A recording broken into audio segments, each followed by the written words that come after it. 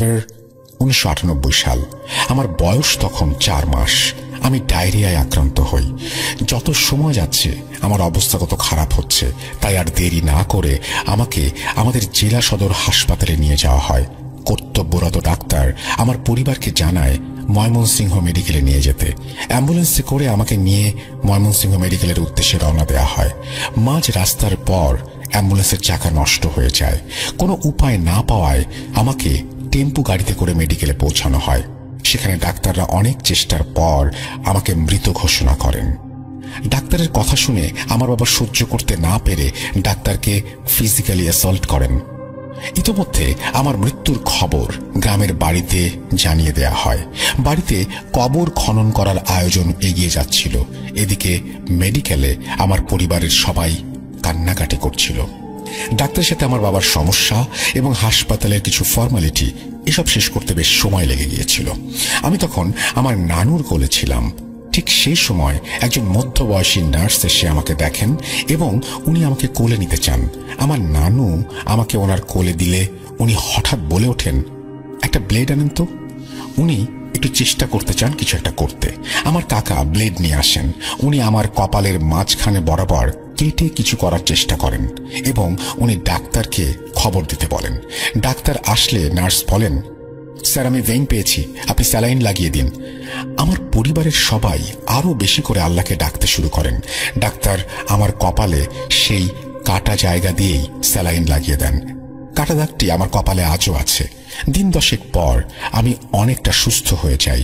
Doctor বলতে থাকেন, এমন ঘটনা তারা আগে দেখেননি। নার্ভ ও ভেইন পাওয়ার অনেক চেষ্টা ওনারা করেছিলেন, কিন্তু পাননি। আমি সুস্থ হওয়ার পর আমার পরিবারের সদস্যরা নাকি সেই নার্সকে খোঁজেন, কিন্তু ওনারা কোনোভাবেই নার্সটিকে খুঁজে পাচ্ছিলেন না। নার্সকে সাহায্য করা ডাক্তারকে জিজ্ঞেস করা হয়েছিল।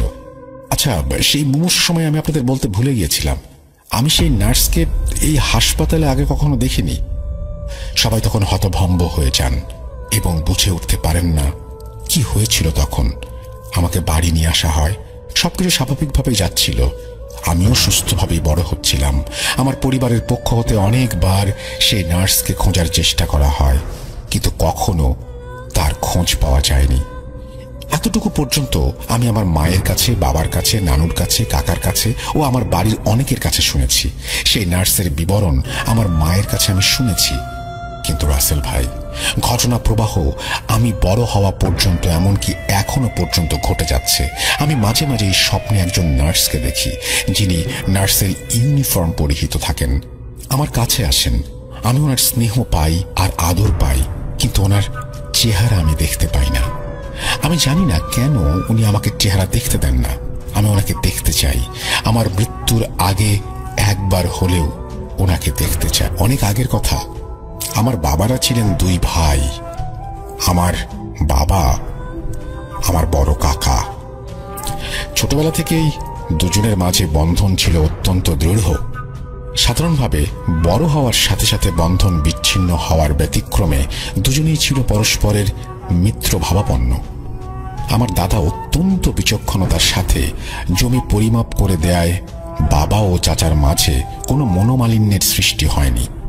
আমার চাচা ছিলেন একজন কৃষক এবং আমার বাবা ছিলেন একজন ব্যবসায়ী।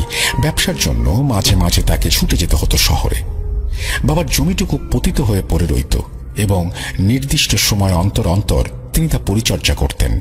বাবার অনেক শখ ছিল চাষাবাদ করার, কিন্তু প্রতিবার কোনো না কোনো ঘটনার কারণে তাকে ব্যবসার জন্য ছুটে যেতে হতো। সময় হলে বাবার ব্যবসায় ফিরে যাওয়ায় কয়েকদিন কেটে গেল। ছুটির সময় এসে পড়ল, কিন্তু বাবার দেখা মিলল না। হয়তো নিয়তি আমাদের জন্য অন্য কিছু স্থির করে রেখেছিল। ডাক হকারের বেলের বাড়ির শব্দের সঙ্গে খবর এলো বাবার মৃত্যুর। খবর শুনে ভেঙে পড়লাম আমরা সবাই। চাচা যাত্রা শুরু করলেন শহরের উদ্দেশ্যে এবং ফিরে আসলেন বাবার লাশ নিয়ে। লাশ দেখে অনুমান করতে পারলাম হয়তো কোনো স্বাভাবিক মৃত্যু নয়, বরং কোনো নির্দয় ঘাতকের শিকার। নিয়মিত দাফন কার্য সম্পন্ন করা হলো। আমার মা মানসিকভাবে ছিলেন একটু ভারসাম্যহীন এবং আমিও বয়সে তেমন পরিপক্ক ছিলাম না। তাই আমার ছোট ভাই এবং আমার মায়ের দায়িত্ব নিলেন আমার চাচা।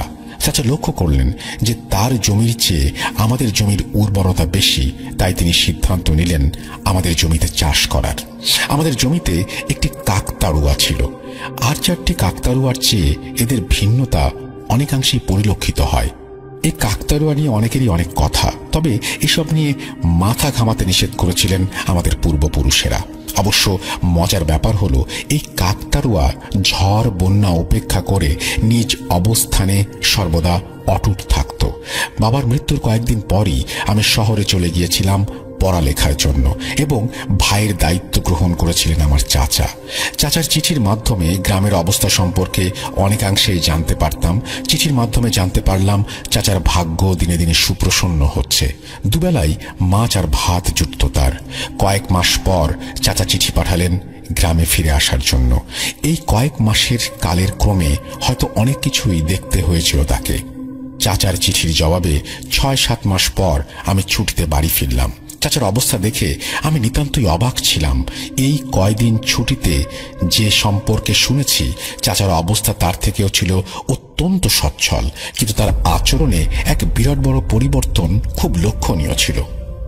3-4 দিন পর হঠাৎ চাচা সপরিবারে বাড়ি থেকে উধাও হয়ে গেলেন। যাওয়ার আগে শুধু বলে গেলেন কোনো এক স্বজনের বাড়িতে যাচ্ছেন দাওয়াতে, এবং আমাদের জন্য 2জন চাকরের ব্যবস্থা করলেন। প্রায় 1 সপ্তাহ পর তিনি ফিরে এলেন একা। তবে তার রূপ ছিল অন্যরকম, একটু ভিন্ন। পরনে ছিল সাদা জুব্বা এবং হাতে ছিল তসবিহ। তাকে দেখে মনে হচ্ছিল যেন কোনো এক মাওলানা। তাকে দেখে জানা অজানা অনেক প্রশ্নই নাড়া দিচ্ছিল মনে। এখন পর্যন্ত ঘটে যাওয়া সবকিছু তাকে জিজ্ঞাসা করতে নেব, এমন অবস্থায় চাচা আমার হাত ধরে আমাকে ঘরে নিয়ে গেলেন এবং তার হাতে থাকা সেই তসবিহটি আমার হাতে বেঁধে দিলেন। তিনি বলতে লাগলেন, বাবা, এখন আমি তোমাকে যা বলবো তুই মন দিয়ে শুনবে, আর আমার ভুলের প্রায়শ্চিত্ত করার জন্য আমার একটা সুযোগ আমাকে দেবে এবং ক্ষমা করে দেবে। এই বলে তিনি বলতে শুরু করলেন, কাকতাড়ুয়া, জমির সেই কাকতাড়ুয়াকে তুচ্ছ জ্ঞান করা আমার জীবনের সবচেয়ে বড় ভুলগুলোর একটি। তুমি তো জানোই আমার সেই শখের কথা। সময় পেলেই ছুটে যাই বিলের পাড়ে মাছ ধরতে। তখন প্রায় ধান তোলার সময় হয়েছে, তাই দিনের পরিশ্রমের সংকোচন ঘটল। রাতে ছুটে গেলাম মাছ ধরতে। হ্যারিকেনের আলোয় আর জোনাকির ছোটাছুটিতে ভালোই সময় কাটছিল মাছ ধরতে ধরতে। হঠাৎ লক্ষ্য করলাম ক্ষেতের মাঝে থাকা কাকতাড়ুয়াটির মাথার হাড়ির থেকে কিছু উজ্জ্বল আলো বিচ্ছুরিত হচ্ছে। আগ্রহের বলে মাছ ধরাকে তুচ্ছ জ্ঞান করে হাঁটতে লাগলাম সেই আলোর দিকে। অন্ধকারের মাঝে হাঁটতে হাঁটতে হঠাৎ আইলের সাথে পা বেঁধে পড়ে গেলাম, এবং নিচে পড়ার সাথে সাথেই দেখলাম আলোটি যেন মিলিয়ে গেল অন্ধকারের মাঝে। 7-5 না ভেবে মাছ ধরতে আবার ব্যস্ত হয়ে পড়লাম। কিন্তু এবার লক্ষ্য করলাম সেই আলোটির দর্শন আমার জন্য সৌভাগ্যে প্রমাণিত হলো। প্রচুর পরিমাণে মাছ শিকার করতে পারছি। পরবর্তী রাতে আবার মাছের লোভে ছুটে গেলাম বিলের পাড়ে, এবং পূর্বের দিনের মতো সেই আলো দেখতে পেলাম আবারও। তার খেয়ালে আগের রাতের মতোই ছুটে গেলাম আলোটি ধরতে, কিন্তু আবারও সেই হোঁচট খাওয়া এবং সাথে সাথে আলোটিকে হারিয়ে ফেলা। পূর্বের মতো আবারও মাছ ধরায় ব্যস্ত হয়ে পড়লে প্রচুর পরিমাণে মাছ শিকার করতে পারলাম। তৃতীয় দিন আবার রাতে সময় পেলাম মাছ ধরার জন্য। ভাবলাম আজ আর একা নয়, বরং বন্ধুকে নিয়ে যাব। তাই যাবার পথে বন্ধু গাফফারের সাথে দেখা হলে তাকে সাথে নিয়ে যাওয়ার কথা ভাবলাম। সে সেদিন কাছে থেকে অনেক অংশে অবকাশ পাওয়ায় আমার সাথে যেতে রাজি হলো। 2জনে মিলে হাঁটতে লাগলাম বিলের উদ্দেশ্যে। অবশেষে পৌঁছে গেলাম বিলের পাড়ে। আজও সেই আলোটির সন্ধান করছিলাম, তবে আলোটিকে দেখতে না পাওয়ায় আমি মাছ ধরায় ব্যস্ত হয়ে পড়লাম। আমার মনে আছে সেই রাতটি ছিল চন্দ্রগ্রহণের রাত। হঠাৎ লক্ষ্য করলাম চন্দ্রগ্রহণের সাথে সাথে সেই আলো কণাটি আবার উজ্জ্বলিত হচ্ছে। গাফফারকে দেখাতেই সে এটিকে লক্ষ্য করতে পারল, এবং সেও আমার মতো আগ্রহী হয়ে বলে উঠল, চল দেখে আসি সেটা কি। নিচের দিকে নজর রাখতে রাখতে আজ এগোতে লাগলাম যেন পূর্বের মতো, আইলে বাধা না পাই, আলোটিকে যেন হারিয়ে না ফেলি। পেছন থেকে একটি শব্দ শুনতেই 2জনে পেছনে ফিরে তাকালাম, তবে সম্পূর্ণ ক্ষেতে কেউই ছিল না। সামনের দিকে তাকাতেই লক্ষ্য করলাম আলোটি যেন এখন কাকতাড়ুয়ার হাড়ির নিচে নয়, বরং কাকতাড়ুয়ার নিচে ছোট একটি গর্ত থেকে বেরিয়ে আসছে। যতই কাছে যাচ্ছিলাম ততই আলোটি যেন উজ্জ্বল হচ্ছিল। সম্পূর্ণ কাছে যাওয়ার পর দেখে মনে হচ্ছিল যে এই মাটির নিচে লুকানো আছে কোনো গুপ্তধন। উজ্জ্বলতাটি দেখে আমি বললাম, কিরে গাফফার, এইটা তো দেখে অমূল্য রতন মনে হচ্ছে। তুই এখানে থাক, আমি তো তখন বাড়ি থেকে কোদাল নিয়ে আসি। গাফফারকে সেখানে রেখে বাড়িতে ছুটে গেলাম কোদাল নিয়ে আসতে। কোদাল হাতে নেওয়ার সাথে সাথেই চারিদিকের পরিবেশ যেন অচেনা রূপ ধারণ করলো। তবুও গুপ্তধনের লোভে কোদালটি নিয়ে ছুটতে লাগলাম ক্ষেতের উদ্দেশ্যে। কিছুক্ষণ পর ক্ষেতে পৌঁছে বন্ধু গাফফারকে সেখানে খুঁজে পেলাম না। ভাবলাম হয়তো পরিবেশের কারণে বাড়ি চলে গিয়েছে, তাই একা একাই আপন মনে মাটি খুঁড়তে শুরু করলাম সেই অমূল্য রতনের সন্ধানে। তখন হয়তো বুঝতে পারছিলাম না এই মাটি কাটা আমার জীবনের ধ্বংসের মূল। মাটি কাটা শেষ হলে আমি লক্ষ্য করতে পারলাম একটি বাক্স, যে বাক্সটি হয়তো হাড় দিয়ে তৈরি করা ছিল। প্রকৃতির বিরূপ ভাব দেখে বাক্সটি হাতে নিয়ে আমি ছুটতে লাগলাম বাড়ির উদ্দেশ্যে। বাড়ির পথে যাওয়ার সাথে সাথেই প্রকৃতি যেন আরো ধ্বংসাত্মক রূপ নিল। ছুটতে ছুটতে পৌঁছে গেলাম গোয়াল ঘরে। গোয়াল ঘরে পৌঁছাতেই হ্যারিকেনের আলোর সাথে বাক্সটি নিয়ে রাখলাম চারির কাছে। আশেপাশে থাকা সবকিছু দিয়েই বাক্সটি ভাঙার অনেক চেষ্টা করলাম, তবুও এই বাক্সের তালা যেন কি দিয়ে তৈরি আমার জানা ছিল না। সরঞ্জামের গুতাগুতিতে বাক্সটি থেকে মাটি ধীরে ধীরে ঝরতে লাগলো। আমি আবার ছোটবেলা থেকে বাংলা না পড়তে পারলেও আরবি পড়া শিখেছিলাম।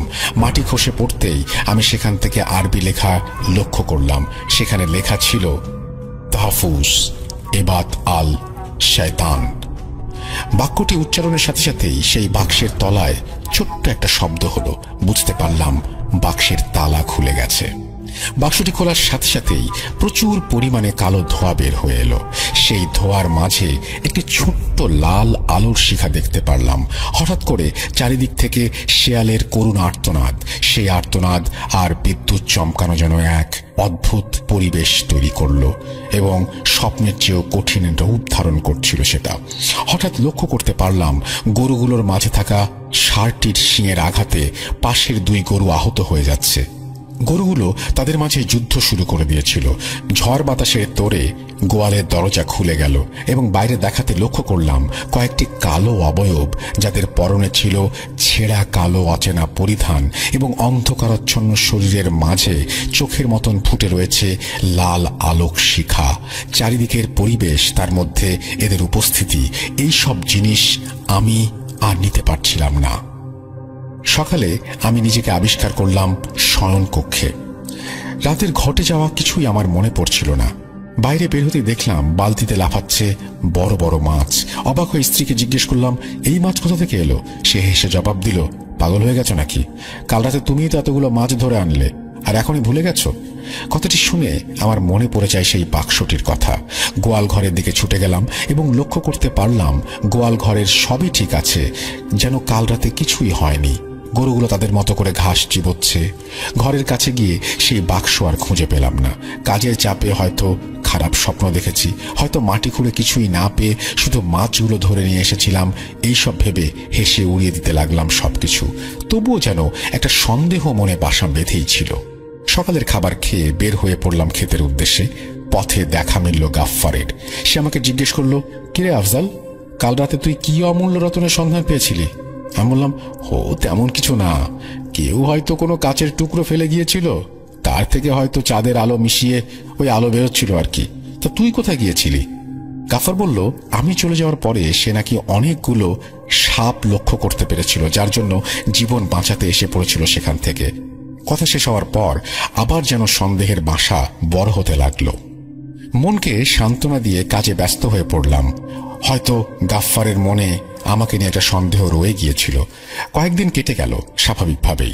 একদিন সকালে ঘুম থেকে উঠে দাঁত ব্রাশ করছিলাম, হঠাৎ দেখতে পেলাম দূর থেকে গদাকে।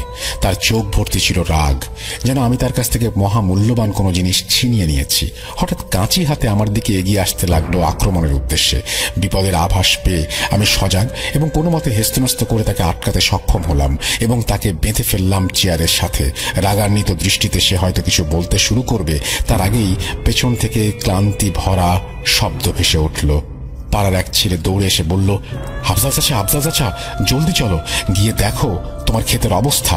ওর কথা শুনে আমি দৌড়ে ছুটে গেলাম ক্ষেতে। আইলের পারে মানুষের ভিড় আমার মনের চিন্তার সৃষ্টি করলো। ভিড়কে ঠেলে সামনে গিয়ে আমি যা দেখলাম তা দেখার জন্য আমি মোটেও প্রস্তুত ছিলাম না। কি পৈশাচিক দৃশ্যই না ছিল সেখানে। লক্ষ্য করতে পারলাম কাকতাড়ুয়ার নিচে একজনের মৃতদেহ ছিঁড়ে পড়ে রয়েছে, নির্মম ভাবে যেন তার হাত পা ছিঁড়ে দেহ থেকে আলাদা করে ফেলা হয়েছে।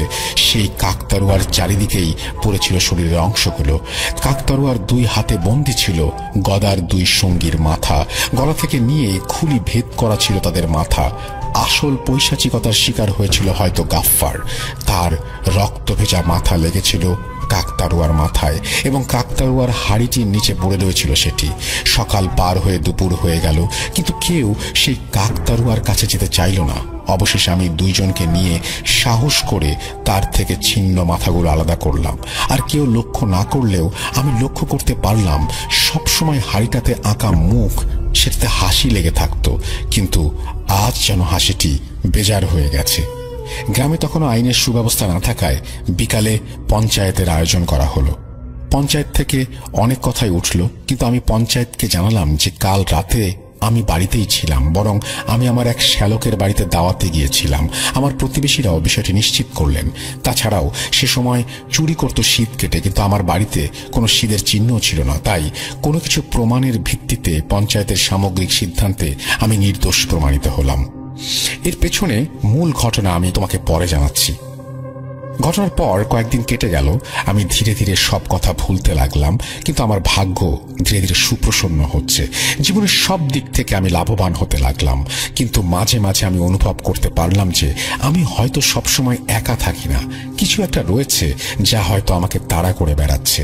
প্রায় 1 মাস পর দৈনন্দিন কাজের পাশাপাশি আজ আবার শখ হলো মাছ শিকারের। রাতের খাবার খেয়ে বের হয়ে পড়লাম মাছ ধরতে। মাছ ধরতে ধরতে হঠাৎ বুঝতে পারলাম আমার চারপাশে হয়তো কোনো কিছু গাছে লাফালাফি করে বেড়াচ্ছে। হঠাৎ করে আমার ওপরে পাথরের মাধ্যমে আক্রমণ শুরু হলো। চারপাশ থেকে অনেকে মিলে পাথর দিয়ে আমাকে ঢিল দিচ্ছে। পাথরের আঘাতে আহত হয়ে মাটিতে বসে পড়লাম। হাড়ের চিৎকারের সঙ্গে সামনে হাজির ডাকাত দল। সেই ডাকাত দলের সাথে ছিল গদা। গদা আমার দিকে তাকিয়ে রাগান্বিত দৃষ্টিতে বলল, কিরে আফজাল, পঞ্চায়েতের যেই রায় দিক না কেন, আমি জানি আমার সঙ্গীদের তুই মেরেছিলি। যে নৃশংসতার সাথে তুই তাদের হত্যা করেছিলি তার চেয়ে অধিক কষ্টে আমি তোকে মৃত্যুর স্বাদ দেব। হঠাৎ করে আমি অনুভব করতে পারলাম আমার চারিদিকে ধীরে ধীরে ঠান্ডা হাওয়া বইতে শুরু করেছে। শরীর ভারী লাগছিল, চোখের পলকের গতি ধীর হয়ে যাচ্ছিল। হঠাৎ করে আমি পলকের মাঝেই সম্পূর্ণ এক প্রেক্ষাপট থেকে নতুন এক প্রেক্ষাপটে উপস্থিত হলাম। নিমেষের মাঝেই আমি সেই পূর্বের অবয়বগুলোকে লক্ষ্য করতে পারলাম। তাদের নীরব চাহনি আমাকে সান্ত্বনা দিচ্ছিল। মুহূর্তের মাঝেই ডাকাতদের পেছনে থাকা সেই অবয়বগুলো আমার শরীরে প্রবেশ করলো। তখনও আমার চৈতন্য কিছুটা আছে। আমি লক্ষ্য করতে পারলাম ডাকাতগুলো হঠাৎ করে নিজেদের চরিত্র হারিয়ে ফেলল। তাদের চোখ লাল হয়ে গিয়েছিল। বুঝতে বাকি রইল না যে এটি সেই অবয়বগুলোর প্রভাব। এই প্রভাবগুলো থেকে বেঁচেছিলেন গদা ও সর্দার। ডাকাতগুলো অত্যন্ত জোরে জোরে হাসছিল। তাদের হাসি মুখের আকৃতি ছিল স্বাভাবিকের থেকে অত্যন্ত বড়। এবার আমি দেখতে পারলাম হাসতে হাসতেই সেই ডাকাতগুলো একে অপরের বুকে ছুরি চালাচ্ছে এবং সম্পূর্ণ গলা থেকে পেট পর্যন্ত চিরে দিচ্ছে। তবুও তাদের হাসি থামছে না, পৈশাচিক রূপ ধারণ করেছে তাদের। কিছুক্ষণ পর আমি একটু হুঁশ ফিরে পাচ্ছিলাম। তখনই লক্ষ্য করতে পারলাম রক্তে স্নান করা দুইজন সেই সর্দারের পা ধরে তাকে উল্টো করে রেখেছে। হঠাৎ লাল চক্ষু নিয়ে গদা এক বড় রামদা নিয়ে আসলো। দেহে থাকা সম্পূর্ণ শক্তি দিয়ে গদা সর্দারের দুই পায়ের মাঝখানে একটা কোপ লাগালো এবং তার শরীরকে দ্বিখণ্ডিত করে ফেলল। এখানে বলে রাখি, মূলত পূর্বের ঘটনার পেছনেও এই অবয়বগুলোই।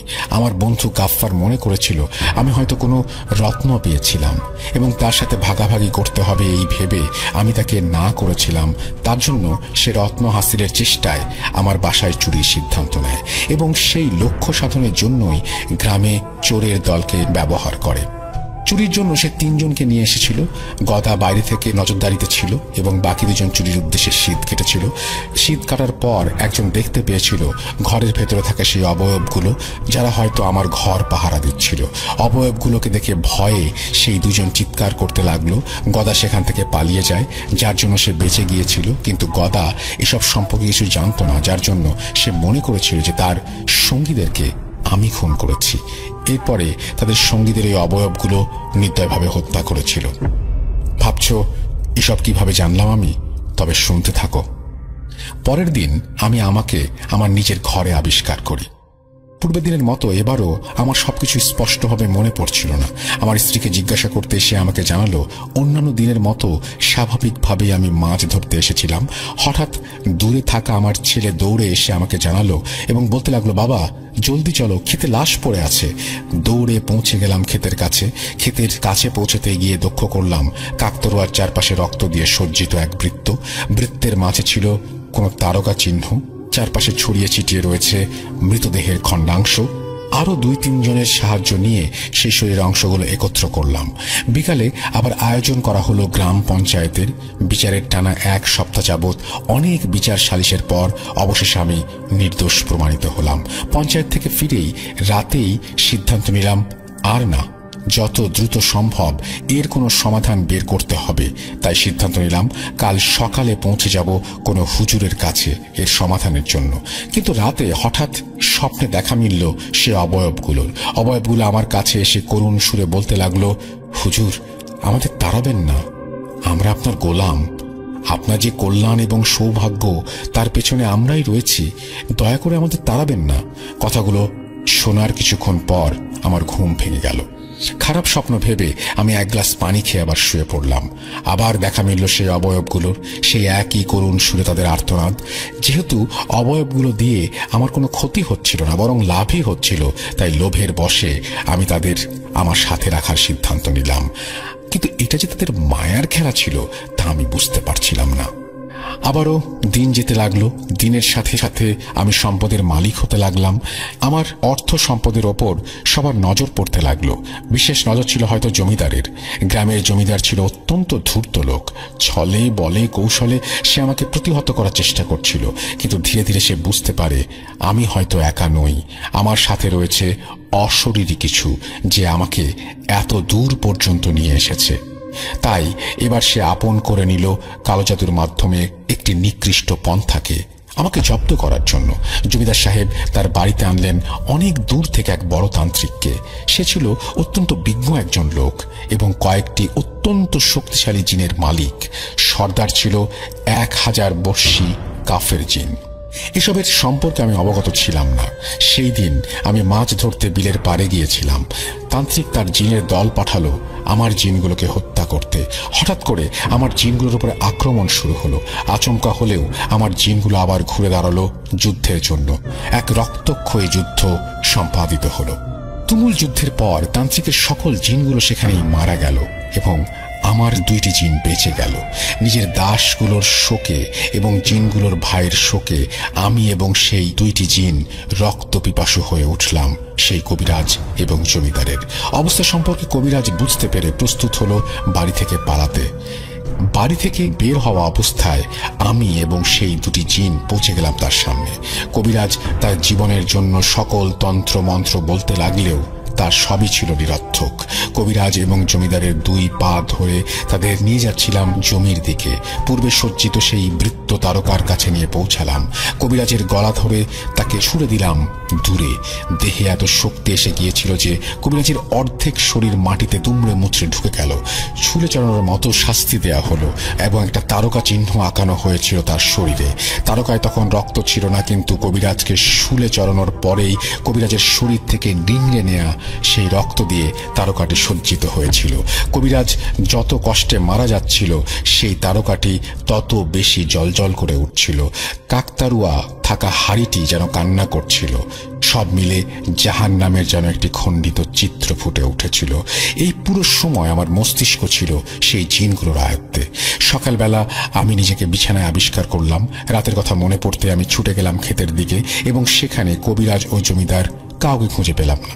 জমিদার বাড়ির দিকে ছুটে গিয়ে দেখলাম জমিদার বাড়িতে তালা পড়ে রয়েছে এবং সেই জমিদার বাড়ি এক পুরনো রূপ ধারণ করেছে, যেন 100 বছরের অধিক সময় ধরে বন্ধ রয়েছে এই বাড়িটি। বিষয়টি দেখে সবাই আতঙ্কিত হয়ে পড়ল এবং তালা ভাঙার সিদ্ধান্ত নিল। অবশ্যই গ্রামের কয়েকজন মিলে বাড়ির তালা ভাঙতে পারল এবং ভেতরে দেখল সব মাকড়সার জালে আবদ্ধ। জমিদারের গিন্নি তার বাকি পরিবার সহ নিজের বাবার বাড়ি গিয়েছিলেন। জমিদারকে খুঁজে পাওয়া যাচ্ছে না শুনে সবাই ফিরে এলেন। সেদিন থেকে গ্রামের সকলের কাছেই জমিদার নিখোঁজ থাকলেও একমাত্র আমিই জানতাম জমিদার এবং সেই কবিরাজের করুণ পরিণতির কথা। আরো কয়েকদিন কেটে গেল এই সময়ে এই পর্যন্ত আসতে। এক সময় যখন আমি নিঃস্ব হয়ে পড়েছিলাম, অনেকেই ক্ষতি করেছি আমি। আজ আমি এই গ্রামের ধনী ব্যক্তিদের একজন।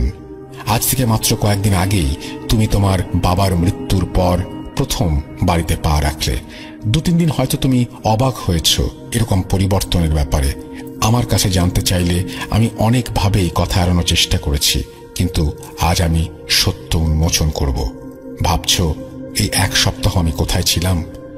কি এমন হলো যার জন্য এই 1 সপ্তাহ আমি শক্তিশালী জিনগুলোর হাত থেকে রক্ষা পেলাম?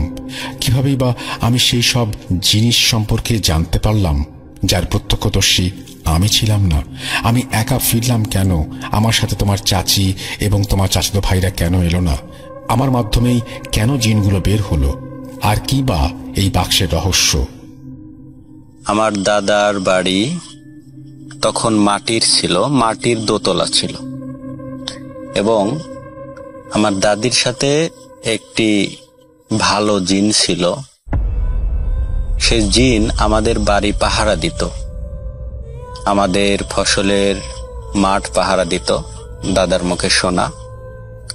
তো আমার আব্বা যখন ছোট ছিল তখন তিনি আর আমার দাদা যখন জোয়ান এবং আমার আব্বা তখন ছোট, প্রায় 8-10 বছর হবে।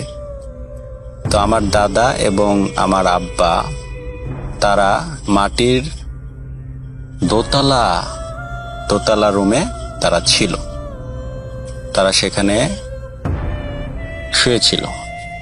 তো যাই হোক, হঠাৎ করে আমার আব্বা দাদাকে বলে যে, আব্বা আমি প্রস্রাব করব, আমার প্রস্রাব পেয়েছে, আমি প্রস্রাব করব।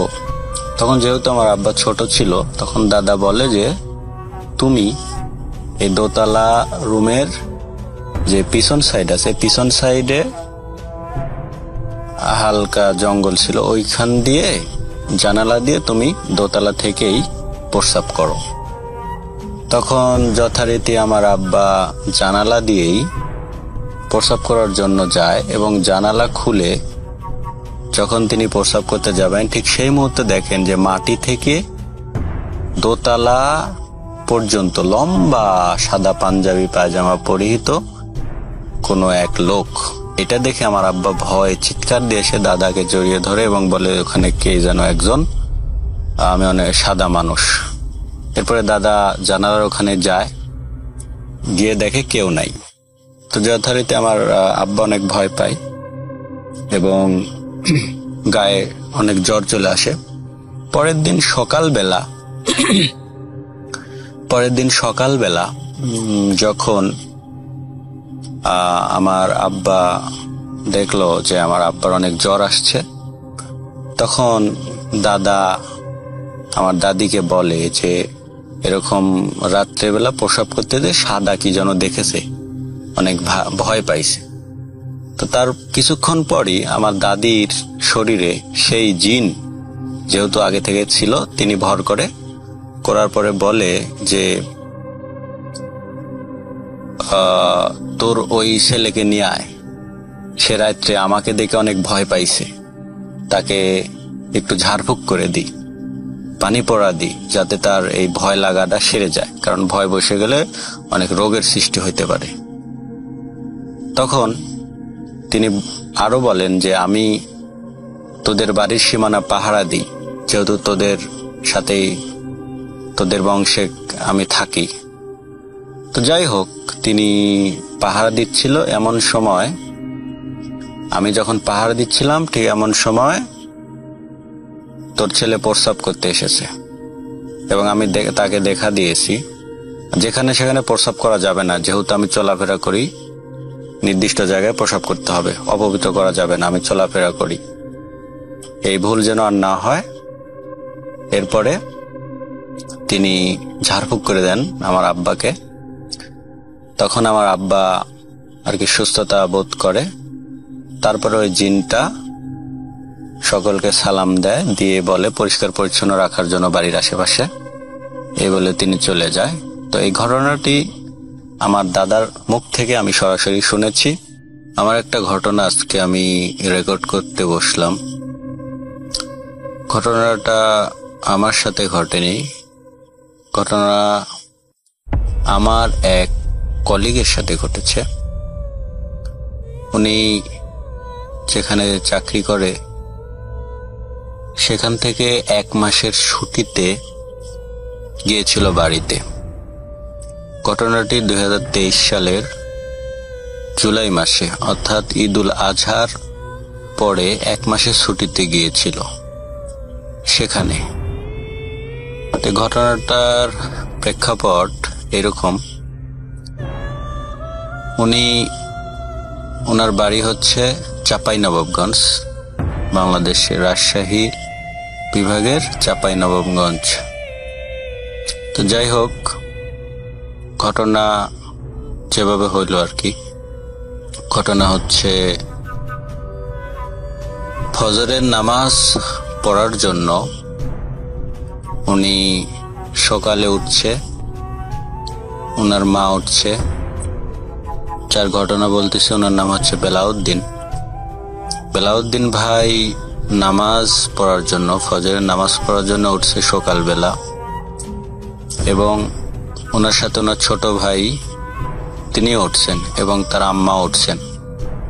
ফজরের আজান দিচ্ছে এরকম টাইমে।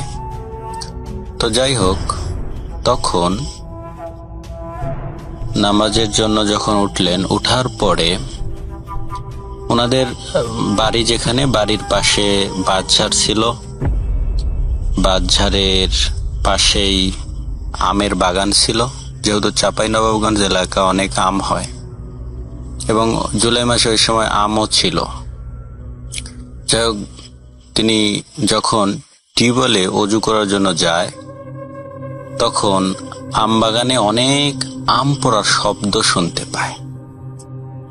তো যাই হোক, তিনি একটি আম নেওয়ার ব্যাগ নিয়ে সেই বাগানে যায়, গিয়ে আম কুড়াইতে থাকে। আর এইদিকে তার ছোট ভাই টিউবওয়েলেই থাকে।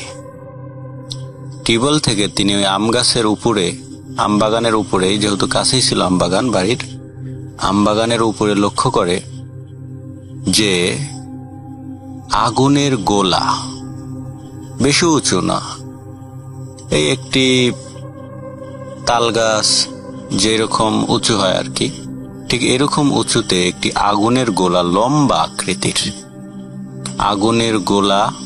আজানের শব্দ শোনার সাথে সাথে সে আগুনের গোলা আমবাগানের উপর দিয়ে এক জায়গা থেকে আরেক জায়গায় চলে যাচ্ছে, লম্বা আকৃতির, এবং যেতে যেতে যেতে অনেক দূর যাওয়ার পরে সেটা ভ্যানিশ হয়ে যায়।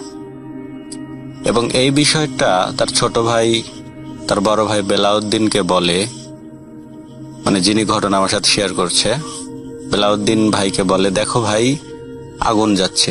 তখন তিনিও তাকে বিষয়টা লক্ষ্য করে। তো এই আগুন যাওয়া, এই বিষয়টা আসলে কেমন, এই আগুন যাওয়ার বিষয়টা আসলে কেমন আপনারাই দেখুন আর কি। আসলে যেহেতু তারা ইসলামিক ফ্যামিলি ছিল এবং দেখলো যে মানে বেলাউদ্দিনের ছোট ভাই তিনি একজন মসজিদের ইমাম ছিলেন। তিনি তখন বেলাউদ্দিন ভাইকে বলেছিল এটা আসলে একটা দুষ্টু জিন ছিল। আগুনের শব্দ পাওয়ার সাথে সাথে সে আর থাকতে পারে নাই, মানে আজানের শব্দ পাওয়ার সাথে সাথে সে আর বাগানে থাকতে পারে নাই, এজন্য সে উড়ে এক স্থান থেকে আরেক স্থানে চলে যাচ্ছিল, এটা আমরা জানতে পারি। তো আল্লাহর পৃথিবীতে কত রকমের অদ্ভুত ঘটনা ঘটে। তো আমি আজকে আপনাদের আমার এক কলিগের ঘটনা শেয়ার করলাম। আমি একজন সৌদি প্রবাসী, 4 মাস হলো সৌদি আরব এসেছি। আজকে আমি একটি ঘটনা শেয়ার করব যেটি ঘটে গেছে আমার রুমমেটের সাথে। ওনার নাম হলো শাহজাহান, ওনার বাসা হলো ময়মনসিংহ কিশোরগঞ্জ। সরাসরি আমি ঘটনায় চলে যাই। তো উনি দীর্ঘ 12 বছর সৌদি আরবে আছেন। উনি দীর্ঘ 10 বছর মক্কা বলদিয়ার ক্যাম্পে ডিউটি করত। তো আপনি জানেন যে সৌদি আরবে মানে প্রচুর পাহাড় পর্বত। তো মক্কায় বলদিয়ার ক্যাম্পটি ছিল পাহাড়ের সাথে। তো উনি প্রায় 10 বছর ছিলেন, প্রায় অনেক কিছু ফেস করছেন মক্কার বলদিয়ার ক্যাম্পে। তো উনি যেভাবে আমার সাথে ঘটনাটি শেয়ার করছে তার মধ্যে আমি শেয়ার করার চেষ্টা করব। শাহজাহান ভাইয়েরা মূলত 4 জন এক রুমে থাকতো। ওনার বন্ধু বান্ধব প্রতিদিন রাতে ডিউটি শেষ করে তারা লুডু বা বিভিন্ন খেলাধুলা করত, যেমন তাস, ম্যারিজ, লুডু, বিভিন্ন খেলাধুলা করতো। তো তারা খেয়াল করে প্রায় প্রতিদিন একটি সাদা ছাগল অস্বাভাবিক বড় একটি ছাগল প্রতিদিন এই পাহাড়ে হাঁটাহাঁটি করে। তো ওনারা দীর্ঘদিন ধরে এই বিষয়ে খেয়াল করে। উনি মনে করে যে যেহেতু আশেপাশে রাখালরা আছে, ওনার হয়তো ছাগল চলে এসেছে। সে তেমন কিছু মনে করে না। তারা 4 জন, তারা রুমমেট, সবাই এই জিনিসটা লক্ষ্য করে। দীর্ঘদিন এই জিনিসটা হওয়ার পরে তারা একদিন সিদ্ধান্ত নেয় যে ছাগলটিকে ধরবে রাতের বেলা। ওনারা যে কথা সেই কাজ। পরের দিন ছাগলটি পাহাড় উপর হাঁটাহাঁটি করার সময় ওনারা মানে যায় যে ছাগলটি ধরার জন্য। তো ওনারা ছাগলটা কোনো মতে ধরতে পারতেছে না। হঠাৎ করে ছাগলটা একজনের মাথার উপর লাফ দিয়ে ভ্যানিশ হয়ে যায়। তো তারা বিষয়টা অবাক হলেন যে একটা ছাগল, সাদা ছাগল, রাত্রের বেলা তো স্পষ্ট ক্লিয়ার দেখা যায়, ছাগলটা কোথায় অদৃশ্য হয়ে গেল। তারা তেমন কিছু মনে করে না। তারা প্রায় এই জিনিসটা খেয়াল করে, সাদা ছাগল হাঁটাহাঁটি করে। তো একদিন রাতটা ছিল বৃহস্পতিবার। ওনারা লুডু খেলাধুলা শেষ করে যার যার মতো শুয়ে পড়ে। শাহজাহান ভাই এই বেডের দোতলা বেডের উপর শুয়েছে। রাত 3টা বাজে রাত হঠাৎ তার ঘুম ভাঙে যায়। সে দেখে সে দোতলা বেডের উপরে ঘুমাইছে। সে দেখে যে মানে বেডের প্রায় 5-7টা তুলাফি সে শুয়ে রয়েছে। এই জিনিসটা খেয়াল করে যে আমি যদি বেড থেকে পড়েও যাই তাহলে তো আমি ব্যথা পাওয়ার কথা, যেহেতু 5-6 ফুট উপরে দোতলা বেড। তো সেই জিনিসটা অবাক হয়ে যায় যে কেমনে সম্ভব। তো তেমন কিছু মনে করে না, হয়তো মনে করছে হ্যালুসিনেশন করে আমি নিচে ঘুমিয়ে পড়ছি। তো এই বিষয়টা সে তেমন কিছু মনে করে না। তো পরের সপ্তাহে শুক্রবারে নামাজ টামাজ পড়ে তারা খেয়ে দিয়ে, শুক্রবার তো প্রত্যেক প্রবাসীর জন্য একটা ঈদের দিন, যেহেতু একদিন বন্ধ পায়, তারা রাত্রে খাওয়া দাওয়া করে লুডু শেষ করে খেলাধুলা শেষ করে শাহজাহান ভাই উনি তার ওয়াইফের সাথে ক্যাম্পের বাইরে পাহাড়ের সাথে বসে প্রায় 1টার সময় উনি তার ওয়াইফের সাথে কথা বলতেছে। তো হঠাৎ করে দেখে এক পাঞ্জাবি পরানো লোক প্রায় 10 ফুট প্লাস উপরে একটা লোক উনার দিকে হেঁটে হেঁটে আসতেছে। তো উনি বিষয়টা খেয়াল করছে যে এত উঁচু লোক সৌদি আরব তো অসম্ভব, 10 ফুট প্লাস। তো জিনিসটা সে মানে এত নর্মাল ভাবছে, যেহেতু তার সাথে আগে যাওয়া ঘটনাটি সে বুঝতে পারছে। তো উনি দাঁড়িয়ে পড়ে, ওই লোকটা যাওয়ার সময় উনি শাহজাহান ভাই সালাম দেন। তো ওই লোকটা সালামের রিপ্লাই দিয়ে দাঁড়িয়ে পড়েন। কিছুক্ষণ পরে ওই লোকটি আবার তার গন্তব্যে রওনা দেয়, ওনার রাস্তা উনি চলে যায়। ওই দিন শাহজাহান ভাই কিছু মনে করে না, অস্বাভাবিক মানে তেমন কিছু মনে করে না, হতেই পারে। সে একটা কথা চিন্তা করে, রাত প্রায় 1টা প্লাস বাজে, পাহাড়ে নির্জন রাস্তা দিয়ে এই লোক কেন হেঁটে যাবে? সচরাচর সৌদিরা কোনো সময় মানে হাঁটাহাঁটি করে না, তারা গাড়ি ছাড়া মানে রুমতেই বেরো না। আমরা সবাই জানি এই কথাটা। তা আরেক দিনের ঘটনা, উনি শুক্রবারে তার সাথে এমন একটা ঘটে যাওয়া ঘটনা, সে তেমন কিছু মনে করে না। আরেকদিন উনি তার ওয়াইফের সাথে কথা বলতেছে, রাত 12:01+ এরকম সামথিং। তো উনি দেখে ওই জুব্বা পরানো লোকটাই ওনার দিকে আসতেছে। তো উনি আর ওদিন কাজ এই ভয় পায় না, যেহেতু আগে তার সাথে এমন একটা ঘটে যাওয়া ঘটনা। তো উনি ওই লোকটা এসে হঠাৎ করে ছাগল রূপ ধারণ করছে। ওই যে ওনারা যে খাসিটা দৌড়ানে, 4 বন্ধু মিললে খাসিটা যে দৌড়াইছিল ধরার জন্য, ওই খাসিটা রূপ ধারণ করছে। শাহজাহান ভাই তো প্রচুর ভয় পেয়ে গেছে যে এটা কেমনে সম্ভব। কিছুক্ষণ পর ছাগল থেকে আবার এই বিলাই সাদা একটা বিলাই রূপ ধারণ করছে। শাহজাহান ভাই তো আস্তে আস্তে তার ক্যাম্পের দিকে রওনা দিছে। তো হঠাৎ করে দেখে যে ওই বিলাই উনার দিকে দৌড়ে আসতেছে। উনি শাহজাহান ভাই দৌড় ফেরে রুমে চলে আসেন। তো ওনার সাথে বিভিন্ন ধরনের মানে এক নর্মাল ঘটনা ঘটে গেছে। তো ওনার সাদিকরা বিভিন্ন রকম নর্মাল জিনিস ফেস করছে। যেমন ওরা রাত 2-3টার সময় ওয়াশরুমে গেলে, আপনার জানেন সচরাচর ক্যাম্পের বাহিরে ওয়াশরুম থাকে। তো ওনারা ওয়াশরুম গেলে ওনারা দেখতে পায় যে একটা মেয়ে, সৌদি আরবের মেয়েরা মানে বোরকা পরানো, মুখ টুক দেখা যায় না, ওনারা হাঁটাহাঁটি করে রাস্তায়। এটা তো অসম্ভব, সৌদি আরবের মেয়েরা তো কোনো সময় রাত্রেবেলায় রাস্তা দিয়ে হাঁটাহাঁটি করবে না। তো ওনারা আর অনেক কিছু ফেস করে, যেমন দেখেন এমন বড় বিড়াল, অস্বাভাবিক কুকুরের মতো বিড়াল, এটা তো কোনোদিন সম্ভব না, এমন জিনিস ফেস করে। সবচেয়ে ভয়ঙ্কর একটি ঘটনা ঘটে গেছে, শাহজাহান ভাই ওরা লুডো খেলা, প্রতি রাতে ওরা লুডো খেলে।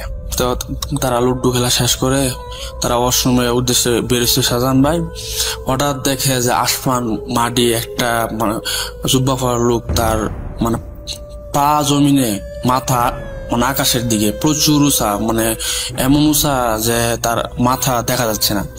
শাহজাহান ভাই তো প্রচুর ভয় পেয়ে এক চিৎকার মেরে দৌড়।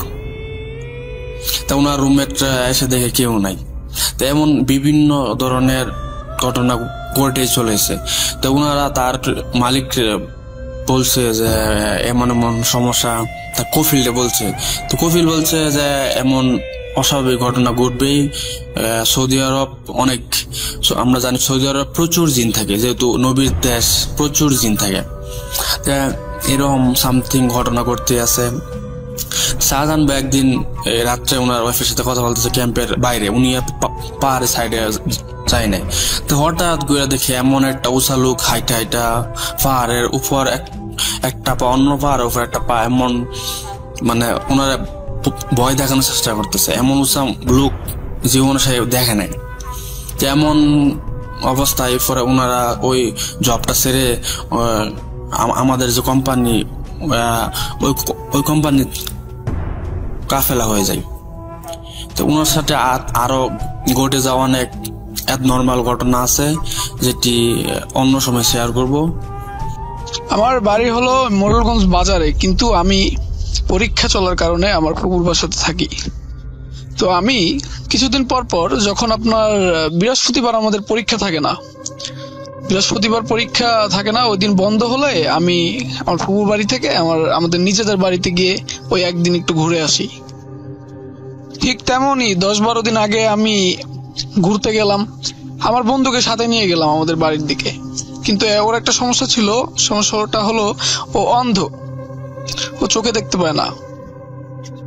যাই হোক, ওকে নিয়ে গেলাম আমাদের বাড়ির ওখানে ঘুরতে, বেশ আনন্দেই কাটছিল। একদিন পুরো একটা দিন অতিবাহিত করলাম। পরদিন বিকেলবেলা চলে আসব, সেই দিন বিকেলবেলা অনেকগুলো ছেলেদেরকে নিয়ে আমরা চলে আসতেছি, সবাই হাঁটতে হাঁটতে আসতেছি আমাদের বাড়ি থেকে, মানে বাড়ি দিয়ে বেরাইয়া তারপরে আসতেছি ফুপুদের বাসায়।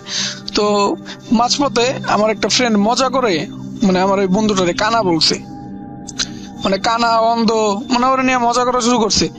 তো আমি একটা কথা বলে রাখি রাসেল ভাই, সেটা হলো আমি কিন্তু ওই আমার যে বন্ধুটা কানা, ওরে কিন্তু আমি নিজেই কিন্তু কানা অন্ধ এইসব বলে কিন্তু চেতাই ওরে, মানে ওরে বিরক্ত করি।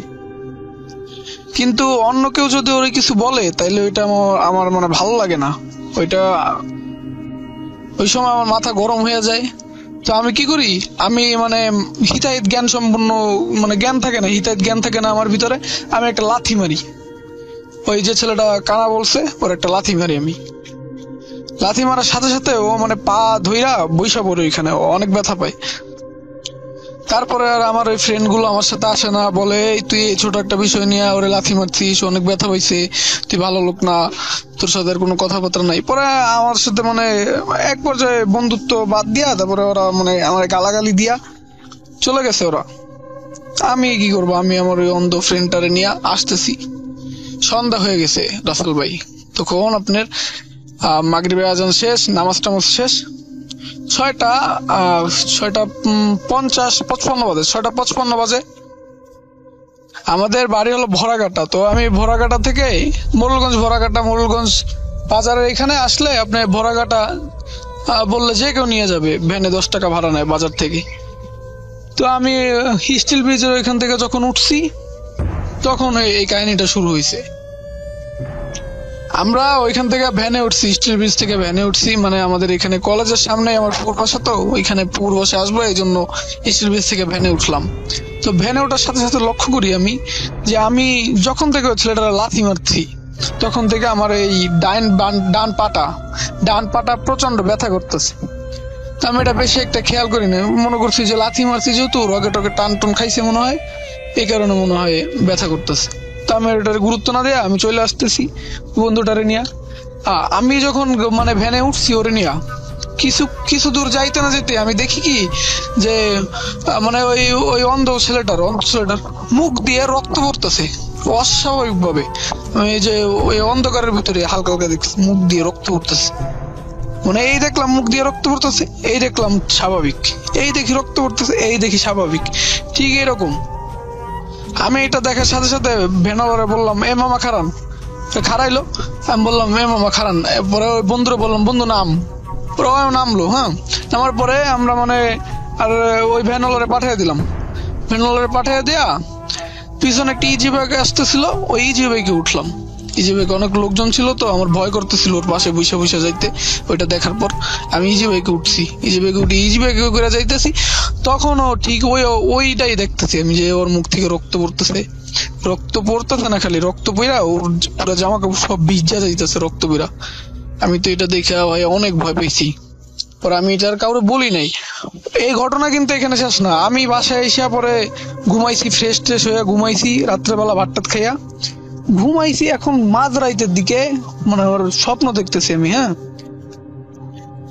ভাই, বিশ্বাস করবেন কিনা জানি না, কিন্তু আমি যেটা স্বপ্ন দেখলাম আর কি মাঝ রাইতের দিকে, যে ওই অন্ধ ছেলেটা, ও আমার বন্ধু, ও বলতেছে আমার মানে ঘুমের ভিতরে স্বপ্নে বলতেছে যে বন্ধু আমার তো চোখ নাই, তোর চোখ দুইটা অনেক সুন্দর, তোর চোখ দুইটা আমার দিয়া দে না বন্ধু, তোর চোখ দুইটা আমার দিয়া দে। এইটা বইলা মানে ওর হাত পায়ে সব, হাতে রক্ত লাগাই না, হাত নাক মুখে ওই যে ওর বাম হাতটা এরকম বাড়াইতেছে, মানে আমার চেহারার দিকে বাড়াইতেছে, আমার মুখের দিকে, এরকম বইলা যে বন্ধু আমার তো চোখ দুইটা নাই, আমি তো চোখে দেখি না, এরকম করে মানে হাতটা বাড়াইতেছে আমার দিকে।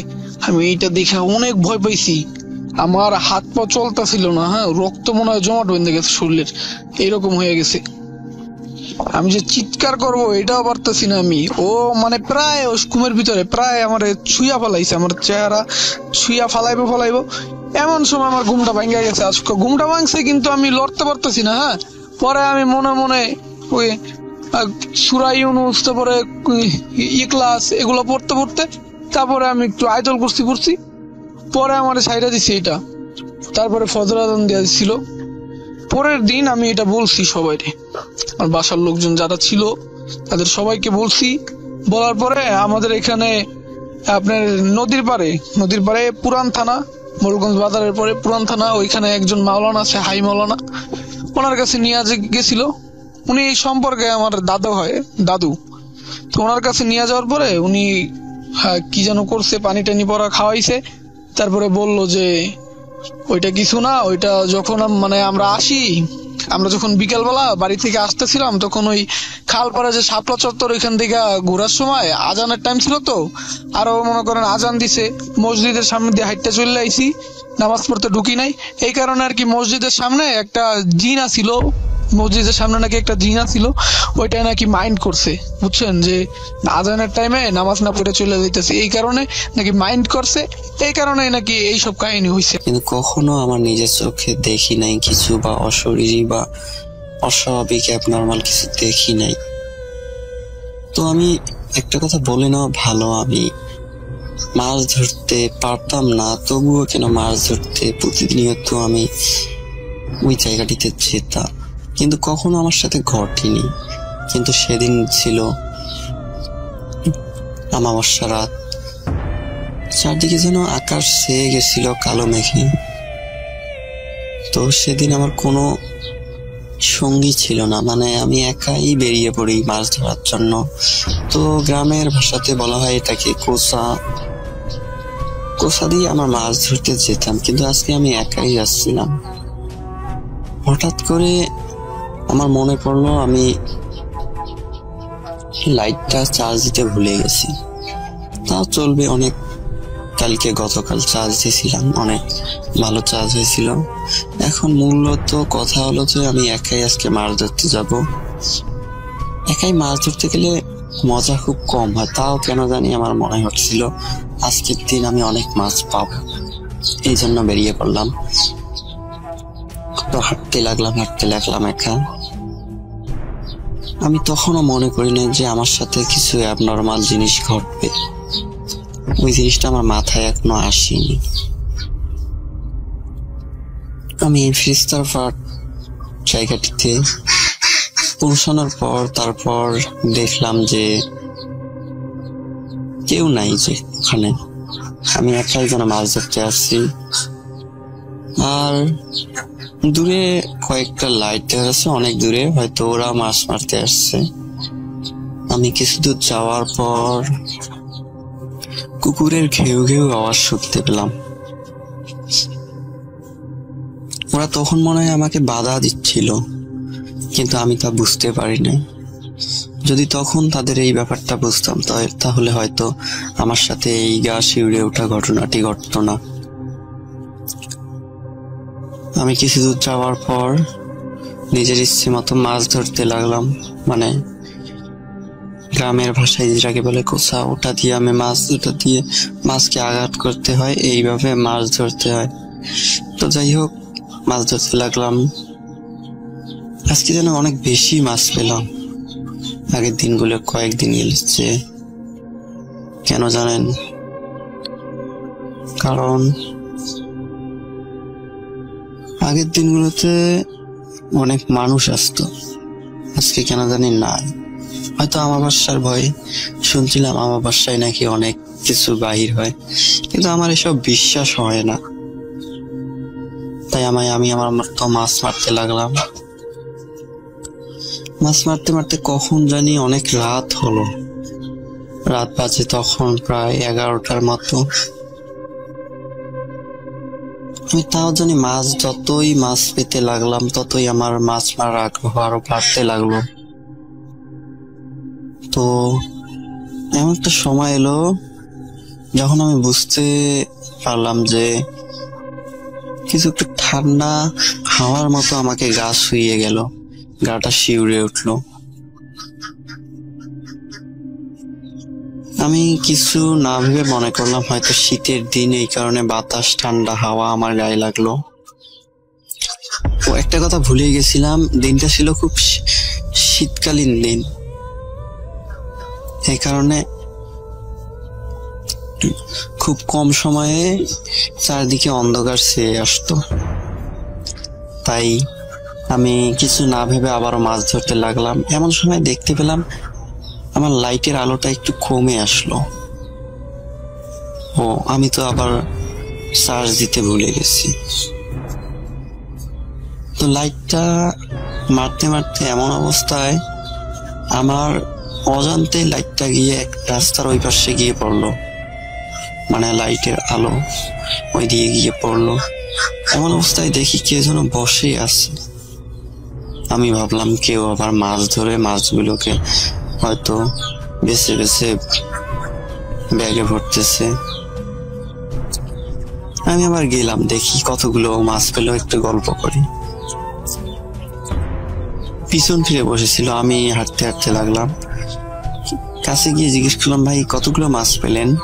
আমি কিন্তু তখনও দেখি নাই যে উনি মাছ বাঁচতেছে, কিন্তু পিছন থেকে এমন মনে হচ্ছিল যেন উনি মাছ ধরে সেগুলো মাছ ব্যাগে ভরতেছিলেন। আমি আবারও জিজ্ঞেস করলাম, ভাই কতগুলো মাছ পেলেন? লোকটি আমার কোনো উত্তর দিল না। আমি গায়ে হাত দিতেই যেন ও আমাকে, আমি বুঝতে পারলাম না, ও আমাকে পিছন ফিরে এমন একটা ধাক্কা মারলো, আমি 3-4 ফিট দূরে গিয়ে পড়লাম। আমি তো অবাক হয়ে ওখানে মনে করেন 1 মিনিটের মতো থ হয়ে বসে থাকলাম। দেখলাম সামনে কেউ নাই। আমার বুকটা যেন ভয় কেঁপে উঠলো। আবার কিছুক্ষণ পর দেখি পিছন থেকে কেউ একজন লাইটের আলো নিয়ে আসছে। লাইটের আলো খুব কম, অল্প অল্প ঝাপসা দেখা যাচ্ছিল, কারণ শীতের দিন তো। এই কারণে আমি একটু এগিয়ে গেলাম, আমার সাহস এলো।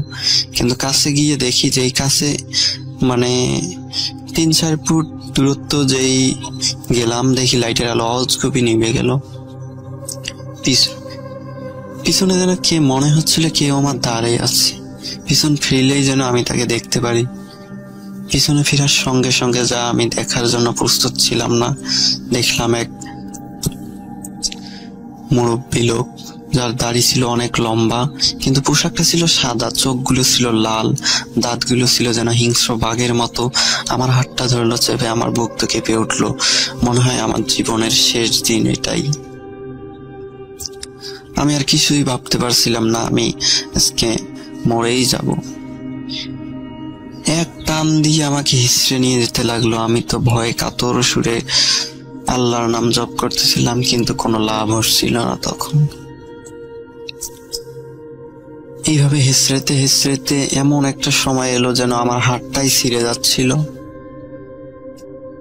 সামনে গিয়ে যখন একটি পোলের, কারেন্টের পোলের সামনে গিয়ে যখন আমাকে একটি আছাড় মারা হয়, ওই অবস্থায় আমি অজ্ঞান হয়ে যাই। পরে জ্ঞান ফেরার পর আমি নিজেকে আবিষ্কার করি আমার নিজের বিছানায়। পরে আমার মা বাবা আমাকে জিজ্ঞেস করে, কি হলো, কি ঘটনা, ওভাবে তুমি ওখানে পড়েছিলে কেন? আমি পরে সব ঘটনা খুলে বলি। পরে বাবা গিয়ে কবিরাজ চাচাকে ডেকে আনে। আমাদের বলা ভালো যে আমাদের গ্রামের একজন ভালো কবিরাজ ছিল, যে এসব ভূত পেত এগুলো মানে সারানোর দায়িত্বে। তো উনি এলেন, আনার পর আমাকে ঝাড়ফুঁক দিলেন, আমার একটা তাবিজ দিলেন, দিয়ে বললেন যে 40 দিন রাতে 7টার পর যেন আমি আর বাহিরে না বের হই।